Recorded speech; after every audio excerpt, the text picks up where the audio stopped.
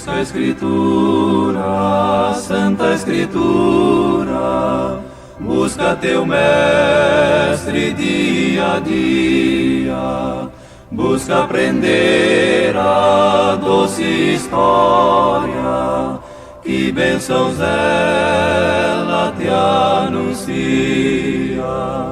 Vai indaga o rei ordena, pede ao Senhor a salvação.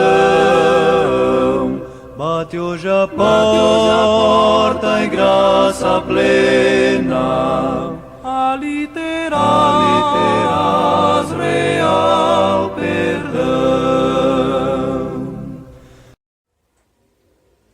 Graça e paz da parte de Deus, nosso Pai, e de nosso Senhor Jesus Cristo, esteja com todos vocês. Amém? Você está aqui no canal Busca a Escritura, um canal feito para pessoas sinceras e que querem conhecer a verdade da palavra, principalmente com respeito ao livro do Apocalipse. Meu nome é Flávio Vertello e você está convidado a participar comigo desse maravilhoso estudo em que nós estamos já no capítulo 11, partindo para o final do capítulo 11. Vocês que já têm me acompanhado nos outros vídeos percebem que o estudo aqui é um estudo contundente, bíblico, capítulo por capítulo, versículo por versículo. Nós não estamos aqui para brincadeira. Estamos aqui para falar a verdade. Ok? E vamos agora direto ao assunto, que é o capítulo 11, versículo 15 do livro de Apocalipse, em que nós iremos entrar no tema da sétima trombeta. Vocês percebem que nós estudamos aqui a trombeta. A sexta trombeta ela veio desde o versículo 13 do capítulo 9, a sexta trombeta. E veio aqui até o capítulo 11, versículo 14. Os sinais de advertência, ou o juízo de advertência da parte de Deus, através das confusões sociais, através também da questão da Bíblia, da palavra de Deus sendo perseguida de uma forma aberta pela França. E vimos também a visão em que João teve do livrinho que ele comeu, que era doce como mel e amargo ao ventre. Percebemos aí que João ele foi participante ativo da visão aqui, E também a vara que foi dada a ele, uma vara de medir, que era um instrumento de trabalho muito comum nas épocas bíblicas, em que ele também teve que medir ou analisar o templo, o altar e os que nele adoram. E ele ali, vamos assim colocar como um representante humano, vamos colocar assim, um símbolo da igreja, nos convidando a nós também a medirmos o templo, o altar de incenso e os que nele adoram. O altar de incenso tem a ver com as nossas orações, símbolo das nossas orações. Isso já foi explicado em outros estudos, não vou aqui voltar, para que a gente não fique igual um peão rodando no mesmo lugar. Temos que avançar com o estudo. Então hoje, nós vamos direto ao assunto da sétima trombeta, que vai do versículo 15 aqui, do capítulo 11 do Apocalipse, até o versículo 19. Já passamos do meio do estudo do livro do Apocalipse. O livro do Apocalipse tem 22 capítulos. E já estamos terminando o capítulo 11. E o outro detalhe que eu gostaria de salientar para vocês, meus queridos, é que aqui também, já entrando aqui no versículo 15 diante, já estamos terminando a parte histórica do livro do Apocalipse. Olha só que fantástico. Ou seja, do capítulo 1 até o capítulo 11, vamos de forma geral, tratamos da parte histórica do livro do Apocalipse. Vocês perceberam que nós estávamos escorrendo na história da civilização ocidental, também com respeito à história da igreja e também os sinais que influenciariam, os sinais sociopolíticos, geográficos que influenciariam também o cristianismo e a sociedade de forma geral. Do versículo 19 do capítulo 11 em diante, já entrando no capítulo 12, nós já vamos entrar na parte escatológica da profecia propriamente dita. Nós já vamos estudar propriamente os últimos eventos, coisas que não ocorreram, que estão em andamento ainda. Ok? Fantástico o livro do Apocalipse. Tá bom? Então, sem mais delongas, vamos lá. No capítulo 11, versículo 15, aqui na minha versão, que é a Almeida Revista e Corrigida, é a 7ª trombeta. Então, estávamos estudando até então a 6ª trombeta. E vamos entrar agora na 7ª trombeta, que está em harmonia com a 7ª igreja, que já estudamos aqui. Quem está me acompanhando pela primeira vez, é só voltar lá nos primeiros estudos, lá pelos cards, lá você vai encontrar as 7 igrejas. E a relação das 7 igrejas, com 7 selos, com as 7 trombetas. Tá ok? E no versículo 15 diz assim: E tocou o 7º anjo a trombeta, e houve no céu grandes vozes que diziam: Os reinos do mundo vieram a ser de nosso Senhor e do seu Cristo, e ele reinará para todo o sempre.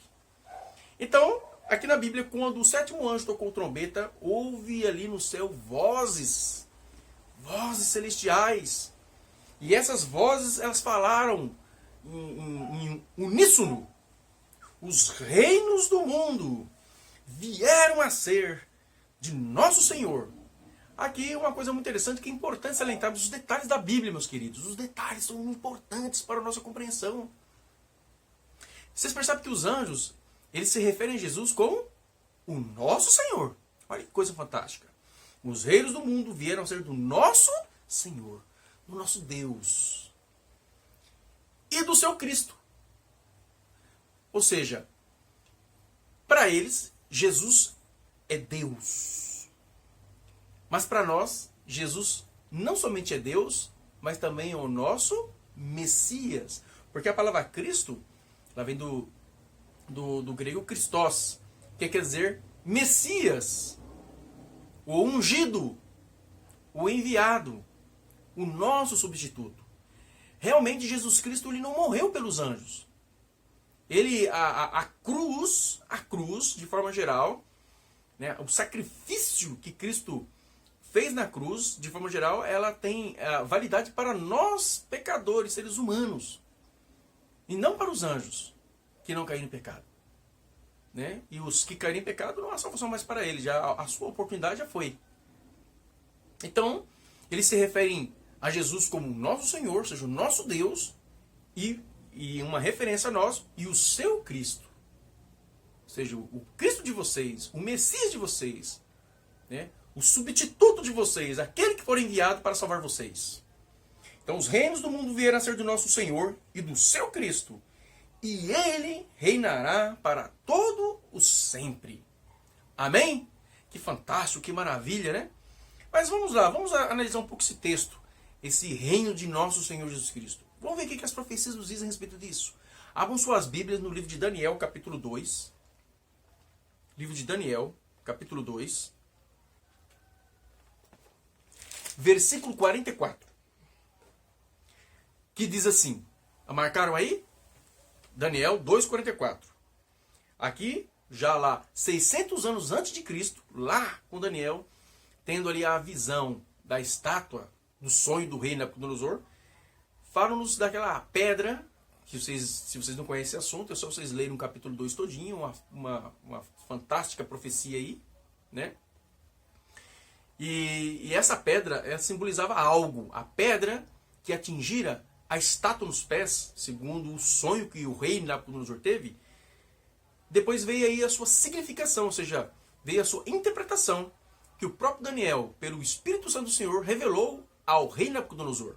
E ele diz assim, olha, versículo 44.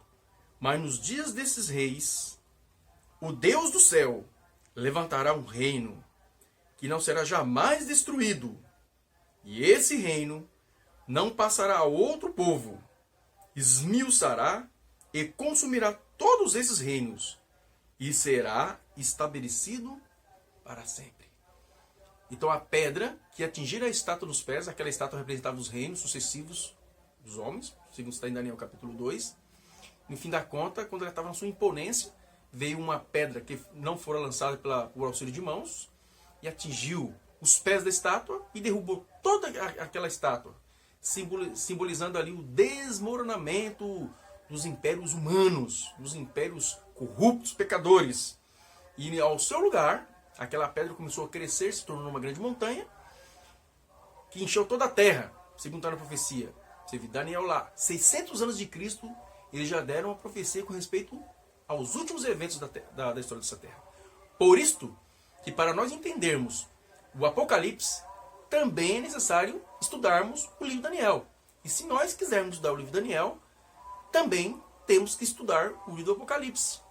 Porque ambos são livros irmãos, que nos dizem respeito a muitos dos eventos que ainda ocorrerão também nessa terra. Ok? Então deixou claro que é um reino que seria estabelecido para sempre. Aí também em Daniel capítulo 7. Livro de Daniel, capítulo 7. Versículo 13 e versículo 14. Olha o que diz. Eu, ou seja, Daniel, estava olhando nas minhas visões da noite, e eis que vinha nas nuvens do céu, um como filho do homem. Hã? Filho do homem? E dirigindo-se ao ancião de dias, e o fizeram chegar até ele. E foi-lhe dado domínio, e a honra, e o reino, para que todos os povos, nações e línguas o servissem. E o seu domínio é um domínio eterno, que não passará. E o seu reino, um único, que não será destruído. Percebe que agora Daniel tem uma visão do quê? Do trono de Deus. Se você ler aí o capítulo 7, você vai perceber isso. Né? E você percebe que essa passagem é uma passagem irmã, lá do que nós estamos estudando ali, lá de Apocalipse capítulo 11, versículo 15. Totalmente. Mas vamos ver o versículo 27, aqui mesmo no capítulo 7, versículo 27. Olha o que diz. E o reino, e o domínio, e a majestade dos reinos debaixo de todo o céu serão dados ao povo dos santos do Altíssimo. O seu reino será um reino eterno, e todos os domínios o servirão e lhe obedecerão. Amém, meus queridos?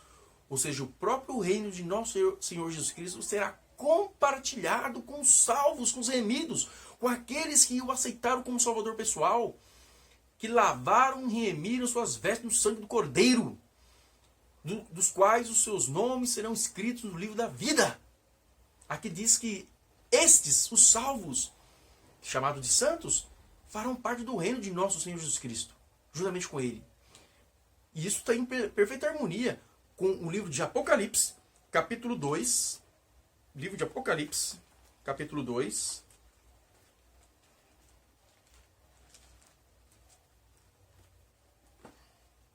Versículo 26 e versículo 27. Que tem a ver com a carta que nós já estudamos aqui. Com a carta que foi enviada à igreja de Tiatira. Capítulo 2, versículo 26 e 27, que diz assim. E ao que vencer, e guarda até ao fim as minhas obras, Jesus Cristo dizendo, eu lhe darei poder sobre as nações. Perfeita harmonia com o que nós estudamos lá em Daniel. E com a vara de ferro as regerá, e serão quebradas como vasos de oleiro, como também recebi de meu Pai. Percebe? Que Jesus Cristo é o Rei dos Reis e o Senhor dos Senhores. Ele dominará. E todos aqueles seus seguidores, aqueles que foram fiéis, aqueles que, mesmo em face da morte e do sofrimento, não o negarão, esses também reinarão juntamente com ele. É uma promessa que foi dada. Foi uma promessa que foi dada. Lucas, capítulo 1. Livro de Lucas, Evangelho de Lucas, capítulo 1.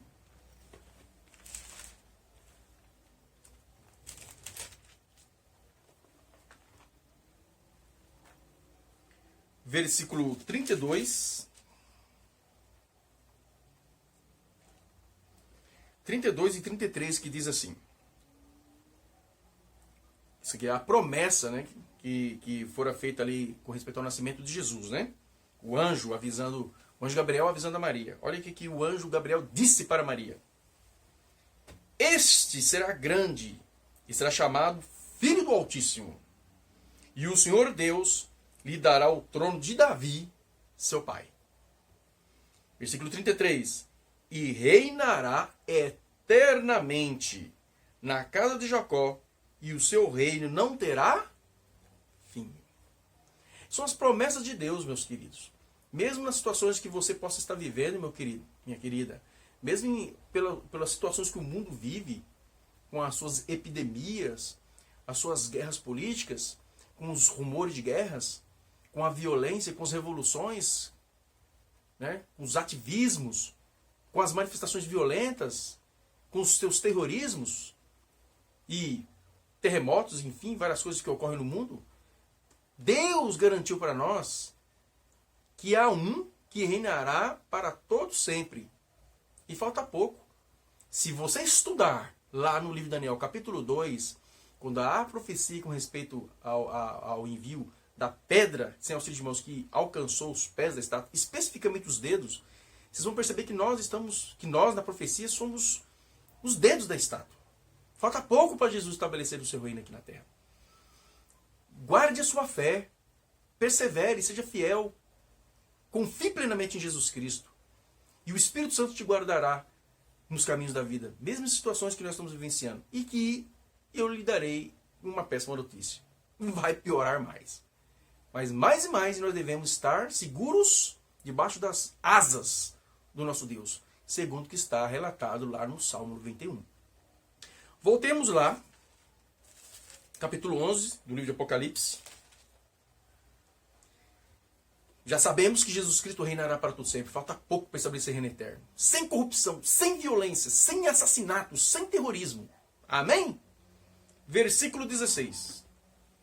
E os 24 anciãos que estão assentados em seu trono, diante de Deus, prostraram-se sobre o seu rosto e adoraram a Deus. Diante da manifestação maravilhosa dos anjos, dos seres celestiais, com respeito ao Deus Todo-Poderoso e ao mesmo tempo o nosso Salvador Jesus Cristo, que eles entoaram em uníssono, diante desta maravilhosa aclamação, nós vemos que os 24 anciãos que estão sentados no seu trono, perceba que está no singular. Não está falando nos seus tronos. Vocês perceberam? Está falando os 24 anciãos que estão assentados em seu trono, singular, diante de Deus, prostraram-se sobre o seu rosto e adoraram a Deus, louvando e engrandecendo o nome do Senhor por tão grande salvação.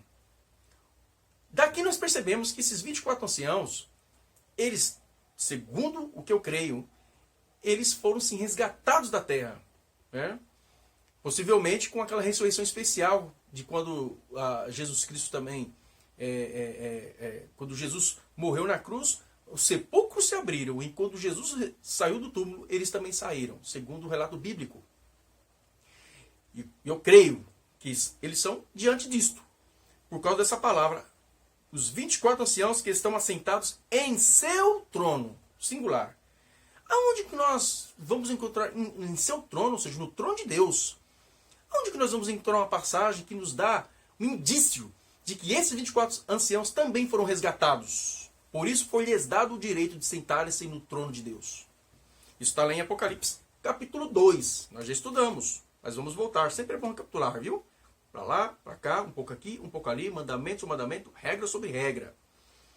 Livro de Apocalipse, capítulo 2, marque na Bíblia de vocês, versículo 26 e 27, que...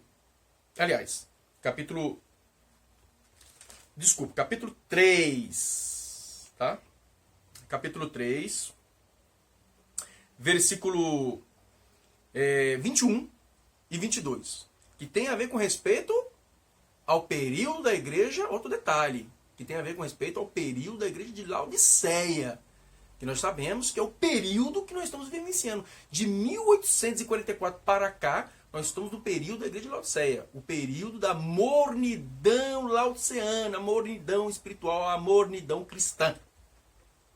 Tá? Vamos lá, versículo 21 e 22. Ao que vencer, lhe concederei que se assente comigo no meu trono. Os salvos vai poder sentar no trono de Jesus. Mas olha o que diz mais. Assim como eu venci e me assentei com meu Pai no seu trono. Então, os 24 anciãos, eles venceram. E foi-lhes concedido sentar-se no trono de Deus. No trono de Jesus. Voltemos lá ao capítulo 11. Capítulo 11. Então, estes privilegiados que já estão perante a face de Deus, os 24 anciãos, eles estavam também sentados no trono de Deus porque foi-lhes dado essa garantia, esse privilégio por terem vencido, confiando pela fé nos méritos do Salvador, eles adoraram a Deus. E olha o que eles disseram no versículo 17.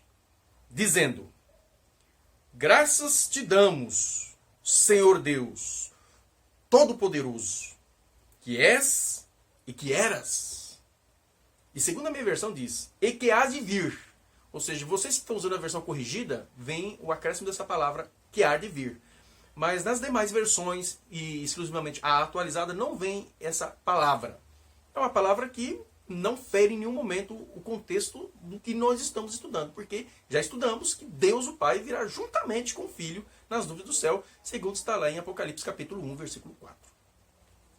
Né? Mas voltemos aqui. Dizendo, eles louvando a Deus, os 24 anciãos: graças te damos, Senhor Deus Todo-Poderoso, que és e que eras e que há de vir, que tomaste o teu grande poder e reinaste. Versículo 18. Diante desse quadro de vitória, de reino eterno de nosso Deus, olha só o que diz o versículo 18. Iraram-se as nações. Iraram-se as nações.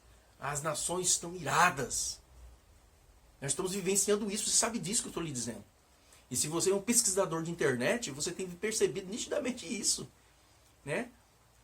As peças se movendo para lá e para cá.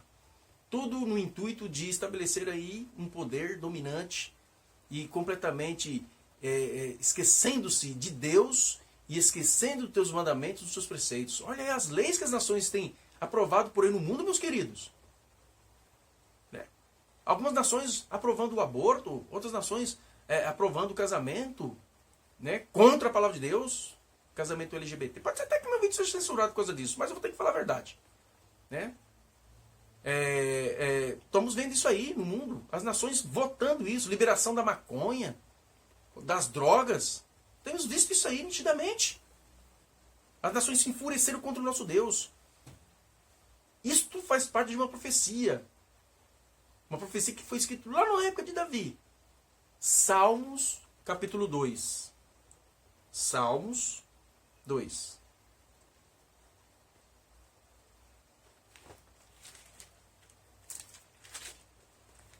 Vamos ler o Salmo todinho? Aquele texto tem perfeita harmonia com Salmos 2, que diz assim. Aqui na minha Bíblia, o subtítulo diz: a rebelião das nações e a vitória do Messias. A profecia. Leremos. Versículo 1. Porque se amotinam as nações e os povos imaginam coisas vãs? Os reis da terra se levantam e os príncipes juntos se mancomunam contra o Senhor e contra o seu ungido, dizendo: rompamos as suas ataduras e sacudamos de nós as suas cordas. Versículo 4. Aquele que habita no céu se rirá, o Senhor zombará deles. Então lhes fará na sua ira e no seu furor os confundirá. Que é a sequência do texto que nós vamos continuar lendo, tá? Versículo 6.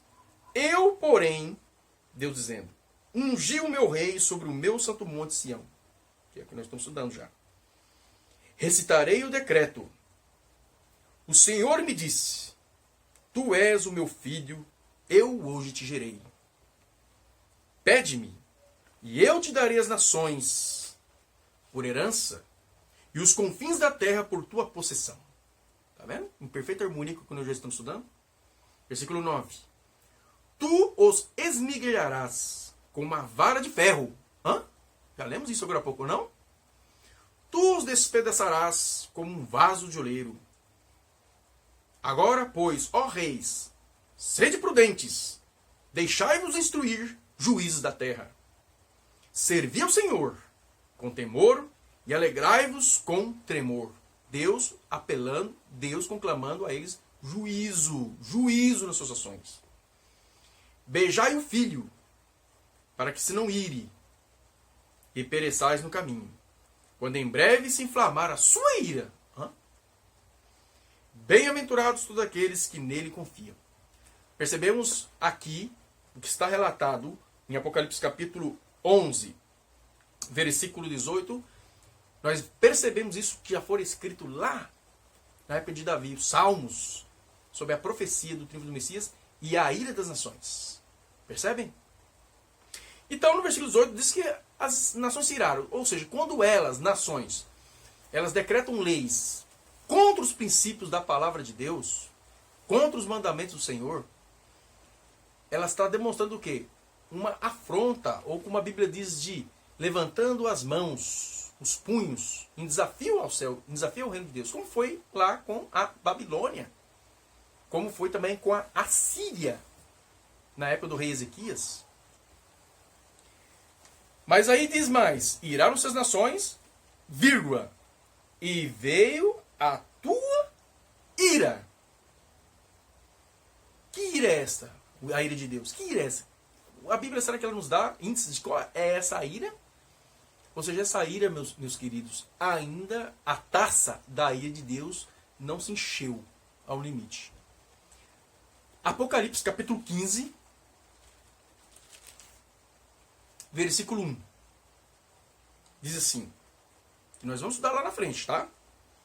E vi outro grande e admirável sinal no céu. 7 anjos que tinham as 7 últimas pragas. Porque nelas, ou seja, nas pragas, é consumada a ira de Deus. Ou seja, as nações estão fazendo leis, as nações estão se voltando contra as nações estão fazendo leis anticristãs, as nações, elas aos poucos, está se rebelando de uma forma aberta, como fez a França, negando a autoridade divina sobre a terra. Ela está se enfurecendo e ela já está, os frutos dessa sua fúria, sua ira, já manifestam no tempo que nós estamos vivenciando, meus queridos. De forma geral. Antigamente, os sinais que nós vimos estudando, ela era em um local aqui, em um local ali, né? Era um local ali. Agora não. Nesse mundo globalizado que nós estamos vivendo, já é generalizado no mundo inteiro ao mesmo tempo. Mas lembremos-nos de que, já estudamos antes, que o reino foi dado ao nosso Senhor Jesus Cristo. Apesar da convulsão, apesar de tudo que nós estamos viciando, já estudamos que Deus está no controle de todas as coisas. Tudo isso está na profecia. Nós não devemos e nem deveríamos nos desesperar. Deveríamos levantar as mãos aos céus e glorificar a Deus, pois sabemos que isto que lá atrás já foi escrito tanto tempo para os seus filhos, estamos vendo com nossos próprios olhos e assistindo nos próprios jornais. E cada vez mais sabemos que Cristo está às portas. E mais devemos nos preparar e também pregar a outros para que também se preparem para a breve volta de Jesus. Entendem? Então, a ira de Deus aqui tem a ver com as 7 últimas pragas, que ainda não ocorreram. Nós vamos chegar lá. E diz mais, e o tempo dos mortos, para que sejam julgados, e o tempo de dar o galardão aos profetas, teus servos, e aos santos, e aos que temem o teu nome, a pequenos e a grandes, e o tempo de destruíres os que destroem a terra. Então aqui também já está fazendo uma referência ao final do milênio, onde vão ser julgados, isso é um outro estudo, né? Nós vamos chegar lá também, onde vai ser o último julgamento. Já antecipando aqui, creio eu que em outros vídeos passados eu já devo ter falado que o julgamento de Deus, segundo os especialistas, são divididos em 3 fases.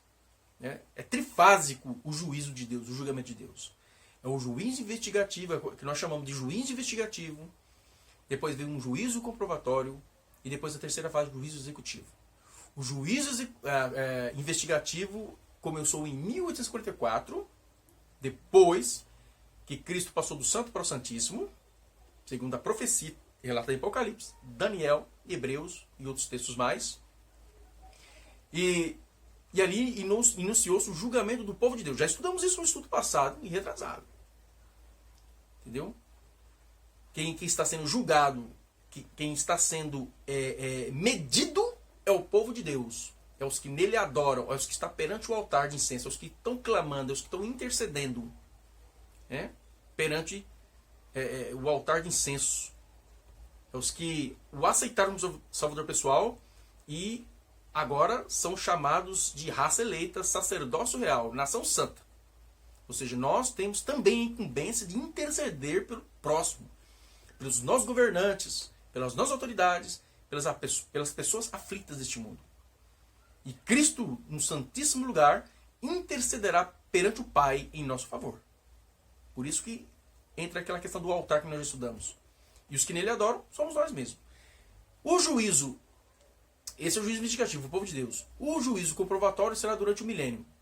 Isso eu não vou falar agora, porque já é um outro estudo. E o juízo executivo é ao final do milênio. Aqui, de uma forma resumida, já está falando sobre isso também. Né? Quem vai ser julgado? Dar-lhes o galardão. A palavra galardão quer dizer recompensa. Aos profetas. Por que vem primeiro profeta? Porque os profetas que Deus chamou realmente são pessoas especiais que Deus chamou por uma incumbência especial, perigosa e de grande responsabilidade. Porque os profetas, eles tinham que anunciar a mensagem, doa quem doesse. E por causa disto, muitos foram mortos de forma violenta. Isaías foi cerrado pelo meio. Entendem? Os profetas do Novo Testamento, no caso Paulo, um deles, degolado. O João morreu de velho, mas ele foi lançado num tacho de azeite fervente. Então os profetas, eles eram realmente... Eles ficavam, assim, literalmente falando, de uma forma assim... uma força de expressão que eu usaria aqui neste vídeo é que eles ficavam entre a cruz e a espada mesmo. Não tinha para onde correr. É uma coisa especial, realmente. Não é qualquer um. Profeta é um chamado de Deus. Não adianta eu dizer que eu sou profeta. Não adianta você dizer que é profeta. Ou outro dizer que é profeta. É um chamado especial de Deus. Tá? Outra coisa, deixa claro. Toda pessoa que se denomina profeta já não é profeta. Porque na Bíblia você não vai ver profetas autodenominando profeta. Salvo em Jeremias, mas mesmo assim não era Jeremias que estava dizendo. Era o escriba que escrevia para Jeremias, que o relatava como profeta Jeremias. Ou seja, ele usava a segunda pessoa. E também algumas passagens de Isaías, que também ele se autodenominava profeta, mas vocês vão perceber que em segunda pessoa. Nunca assim, eu sou profeta. Você não vai perceber em nenhuma passagem bíblica. Tá? Vodo que clama no deserto, mensageiro do Senhor. É essas expressões que eles vão usar. Tá? Vocês podem perceber, você que estuda a palavra, preste bem atenção, que profeta verdadeiro não se autodenomina profeta. Tá ok? Esse título que dá é Deus, não é ele que se autodenomina.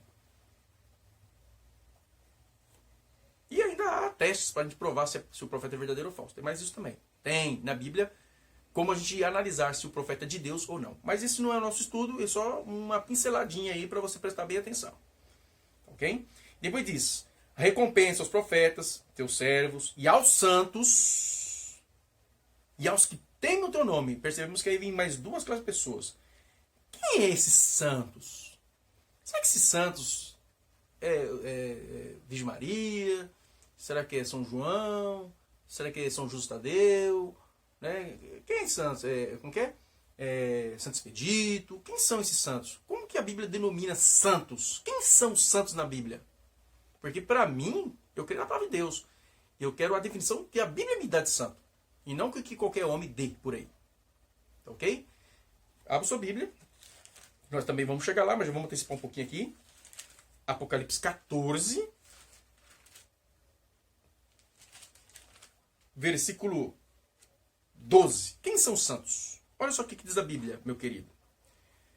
Aqui está a paciência dos santos.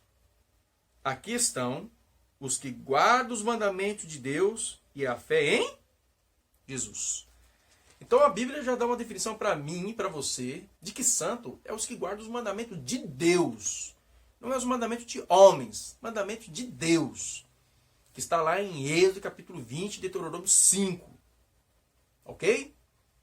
Esses são denominados santos. Mas não guarda o mandamento de Deus porque tem que guardar.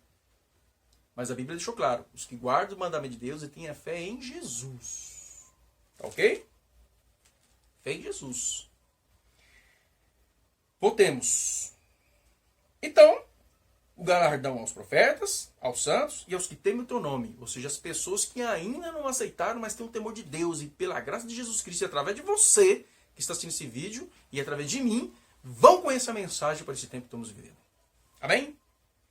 E no mesmo tempo que os justos que sofreram por causa da palavra vão receber o galardão, a recompensa, a Bíblia também diz que os ímpios também vão receber a recompensa. E o tempo de destruíres os que destroem a terra. Ou seja, vai ser destruído porque destruiu. Aí entra a parte física, ecológico, ok? Porque Deus nos colocou como mordomos dele, para cultivarmos e guardarmos as coisas, para o bem-estar nosso e do nosso semelhante. Mas nós sabemos como que é o mundo hoje. Muita poluição, muito estrago. Eu moro aqui em São Paulo, olha o Rio Pinheiros, olha o Rio Tietê. O que era e o que é hoje. Eu moro numa região aqui que era cheia de manancial, cheia de riachinhos que tinha peixe, o pessoal pescava. Hoje a contaminaram foi tudo. Acabaram com tudo. Ok? Mas esse destroem, serão destruídos porque destrói a terra, também não é só no aspecto ambiental, mas também no aspecto espiritual. Porque levam o engano, levam o erro às pessoas. Dão interpretações humanas daquilo que Deus deixa claro em sua palavra. Aqui nós vamos na palavra, meu querido. É na palavra, nós vamos ter resposta na Bíblia. Ok? E versículo 19. Aqui, no final do versículo 18, termina, segundo os estudiosos, termina a parte histórica da Bíblia, ok? Então, até agora nós estamos na parte histórica da Bíblia, na parte histórica da profecia do Apocalipse. Do versículo 19 em diante, vai começar a parte escatológica, a parte profética, os eventos do fim dos tempos. Nós estamos vivendo agora no tempo do fim. De 1844 para cá, de 1798 para cá, nós entramos no período do tempo do fim. Mas o tempo do fim não é o fim do tempo. Ok? A porta da graça se acha aberta para mim e para você. E olha o que diz a Bíblia aqui no versículo 19. E abriu-se no céu, agora João viu, o templo de Deus. Opa! Aquilo que nós já vemos falando há um bom tempo, sobre o santuário celestial. O templo de Deus. E a arca do seu concerto foi vista no seu templo. E houve relâmpagos, e vozes, e trovões, e terremotos, e grandes araivas. Ou seja, houve ali um alvoroço da natureza, de todos e vozes. Houve uma manifestação. Nós já estudamos sobre isso aqui. Relâmpagos é uma forma visível de Deus se comunicar com o homem, mostrar a sua grandeza para o homem.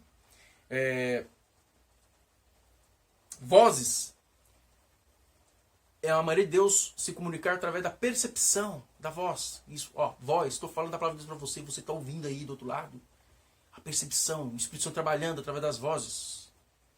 E também, trovões, ou seja, uma forma de Deus se manifestar, se comunicar como de uma forma audível através da natureza. E vem terremotos, que também é uma intervenção de Deus pela natureza. A questão dos terremotos, a Bíblia fala demais de terremotos. Quando Cristo ele sucumbiu na cruz, ele morreu, está consumado, houve um tremor. Houve um tremor de terra. Quando Cristo ressuscitou, também houve um tremor. Ao ponto dos soldados até fugirem. Os romanos estavam ali. né? E grande saraiva. Aí vem aquela questão que vai cumprir-se de uma forma plena, que é a chuva de pedras que vai ser derramada. Então, só um detalhe para você, que lá na frente eu vou estudar um pouco mais sobre esse assunto. Na lei de Deus havia a lei do apedrejamento. Pecou, morreu, apedrejado. Cometeu adultério, vive em adultério, furtava.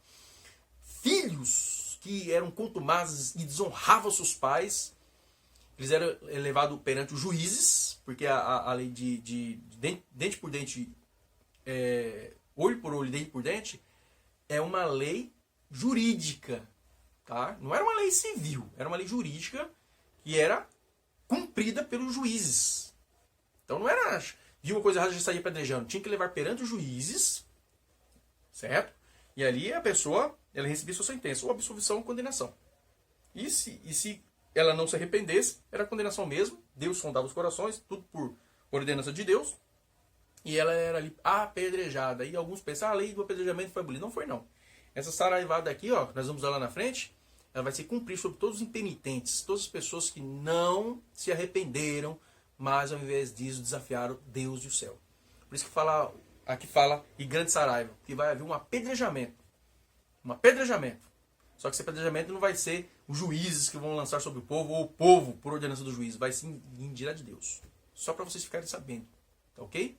Que a lei do apedrejamento ainda existe. Só está retida pela paciência de Deus. Então, aqui no versículo 19 deixou claro que João agora ele contemplou o templo de Deus e ele viu a arca do seu concerto. Agora uma pergunta que eu faço a vocês. Aonde, em que compartimento do santuário terrestre se encontrava a arca da aliança? Outra pergunta que eu faço a vocês. O que havia dentro da arca da aliança? Né? A arca da aliança, ela não ficava nem no pátio do templo, nem no santo lugar. A arca da aliança só se encontrava no terceiro compartimento, que era o santíssimo lugar, ou o santo dos santos. Somente o sumo sacerdote, uma vez ao ano, que podia entrar lá dentro, lá, para fazer a expiação pelo povo, que era chamado o dia do juízo, ou dia do julgamento. Ok? Isso já é um outro estudo, eu não vou me deter aqui. E tudo isso era um tipo. Olha coisa, guarde isso. Tudo aquilo era um tipo ou um símbolo do que Cristo faria por nós no santuário celestial. O dia do juízo. Outra questão que eu falei. O que havia dentro da arca da aliança? Havia a aliança entre Deus e o homem. Ou concerto, de acordo com algumas versões. A palavra aliança, concerto e pacto são sinônimos. E de uma forma mais moderna, mais atualizada, nós podemos chamar de um contrato entre Deus e o homem. Tá ok? Um contrato. Onde existe ali os deveres de uma parte, os deveres de outra parte. A recompensa se cumprir os deveres de uma parte, a recompensa da outra parte se cumprir o contrato. E também havia ali a multa contratual em caso de quebra do contrato. Mas isso é um outro estudo também. Olha só que a coisa vai aprofundando aqui, tá? E vamos deixar para depois. Então João agora ele viu o templo de Deus, uma referência direta não ao santuário de uma forma geral, mas ao santíssimo lugar. E ele viu que a arca do concerto ela foi vista lá dentro. Alguns, eles dizem que a arca da aliança representa o trono de Deus. Não pode ser. Porque o trono de Deus foi visto no capítulo 4 do livro de Apocalipse. Só você ler lá, já estudamos aqui. Né? O centro do controle cósmico, CCC. Ali é o trono de Deus. João viu o trono de Deus. Agora aqui já no capítulo 11, bem avante, onde ele viu o templo de Deus sendo aberto, em específico o lugar santíssimo, ele vê de uma forma bem clara a arca da aliança. Isso também já é um outro estudo. Tá? Eu só vou antecipar assim, de uma forma direta. Existe um estudo para isso. A arca da aliança, que ficava no santíssimo lugar, ela representa o escabelo dos pés de Deus. Tá bom? O que eram os cabelos dos pés de Deus? Era um banquinho que ficava abaixo do trono de Deus, onde os reis colocavam os seus pés. Existe um estudo para isso também não vou me deter aqui. tá bom? Mas existe um estudo profundo que prova isso. Então João agora ele viu a Arca da Aliança, viu algo que jamais, ele estando aqui na Terra, num santuário terrestre, ele poderia visualizar. Deus o privilegiou para ele contemplar ali isso, mostrando agora que começou o quê? Uma referência a Jesus novamente, uma referência de que o juízo se iniciou no céu, o julgamento começou no céu. Porque o único momento em que as cortinas se abriam para que fosse visualizada a Arca da Aliança era somente no dia do juízo, que era no 7º mês, no 10º dia, ou seja, no calendário judaico, que cairia por volta aí no dia 10 de outubro. Vamos assim literalizar, assim, de forma bem simples para vocês, meus irmãos leigos. É como se fosse o dia 10 de outubro, tá? Porque o ano judaico começa em meados de abril, né? Então o 7º mês vai cair em outubro, aí em meados do dia 10 aí, tá bom? Vocês entenderam? Então, e mesmo assim, somente o sumo sacerdote que poderia visualizar. Ninguém poderia entrar. Ficava todo mundo fora, né, do santuário ali, só esperando o momento de o sumo sacerdote fazer toda a expiação lá dentro, lá, perante a Arca da Aliança. Né? Então, nós percebemos que ao João visualizar isso, novamente mostra-nos evidências de que iniciou-se agora o juízo do povo de Deus. Lá no passado, no Antigo Testamento, era o juízo do Israel, que é um símbolo do povo de Deus, e o sumo sacerdote, um símbolo de Cristo. E agora, no tempo que estamos vendo, de 1844 para cá, é Jesus que adentrou no Santíssimo Lugar, e agora ele está fazendo a expiação do povo de Deus. Né? E o julgamento também se iniciou para o povo de Deus, até um pouco antes da sua volta. Tá bom, meus queridos? E esse foi o estudo de hoje. Que Jesus te abençoe. Que Jesus abençoe a sua família. Continue nesse estudo. Se você tiver qualquer dúvida, deixe aí nos comentários. Em alguns momentos, os comentários nos vídeos que eu estou fazendo, eles estão não estão sendo permitidos, não por mim, foi pelo próprio YouTube. Vocês vão perceber que alguns vídeos estão liberados os comentários e outros não. Eu tentei desbloquear, não consegui. Tá, ok? Eu não sei o porquê. Tá bom? Mas todo caso, tá bom? Que Deus abençoe você, que Deus abençoe a sua família e que Jesus cada vez mais fortaleça a sua fé e prepare você, prepare a mim, prepare a nós todos para a sua breve volta. É o meu sincero desejo de oração em nome de Jesus Cristo. Amém.